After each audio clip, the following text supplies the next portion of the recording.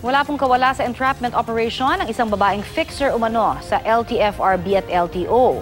Daang-daang libong piso raw ang natangay ng suspect sa kanyang mga nabiktima. Balitang hatid ni Trisha Zafra.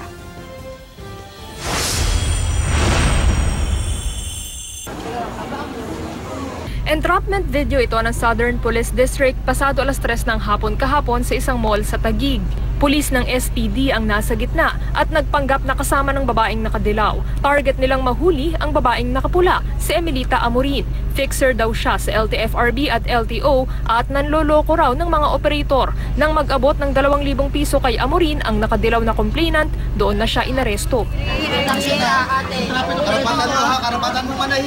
Sa presinto, humarap ang ilan pang biktima. Nagpalakad sila kay Amorin ng prangkisa noon pang 2013 pero nakabinbin pa rin. Pinagpapalakad kami sa kanya ng mga prangkisa, rehistro, tapos yung renewal ng prangkisa.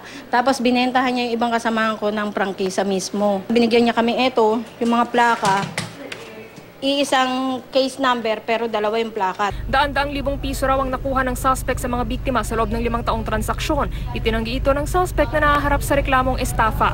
Oo, humingi ako ng pera sa text pero nabigay ba? Wala kayo natanggap na pera? Hindi ganun kalalaki. Kasi pinilakad ko lahat, nilakad lahat yun eh. Kailang paano naman nilakarin kung wala namang kasunod. The best dun po ma'am, dumiretso sa LTFRB o kaya sa LTO para malaman kung anong tamang proseso. May apila rin ang mga operator sa kinauukulan. Yung sinasabi na 3 days lang, 1 day lang, okay na siguro. Wala nang lalapit pa sa fixer para magpalakad. Sabi ni LTFRB spokesperson Aileen Lizada, gumawa naman daw sila ng hakbang para bawasan ang requirements at paikli ng processing time sa ahensya.